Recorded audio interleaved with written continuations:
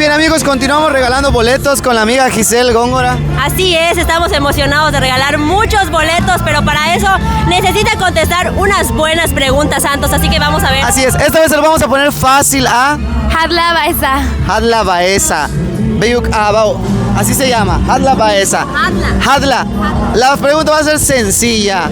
Para que tú te lleves 5 boletos, me vas a decir 5 animales en maya. Cada animal que digas, digamos que es un boleto. ¿Ya? 5 animales en maya. ¿Estás lista? Sí. Muy bien. Vamos a comenzar. Animal número 1, ¿cuál sería? Sina Alacrán. Muy bien, Sinan Alacrán, ¿correcto? Siguiente. Miss Gato. Miss Gato, muy bien. Gato, ya lleva 2 boletos. El tercer animal, ¿cuál sería? Sots Murciélago. Sots, murciélago, muy bien. Muy buen repertorio en maya. El cuarto animal, ¿cuál sería? Cho Ratón. Cho, ratón, muy bien. Y el quinto animal en maya para que te puedas llevar tus 5 boletos y puedas disfrutar de los juegos mecánicos de Big Rhino en la Feria de la Naranja edición 38. ¿Cuál sería?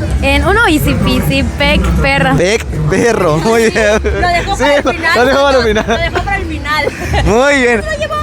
Se lo llevo, muy bien. Entonces aquí te entregamos, Hadla, aquí te entregamos 5 boletos para que disfrutes. ¿Con quién te vas a subir a los juegos mecánicos? Con mis amigos. Con sus amigos, perfecto. Pues aquí les esperamos, amigos, vengan, tenemos más boletos para regalarles en la Feria de la Naranja.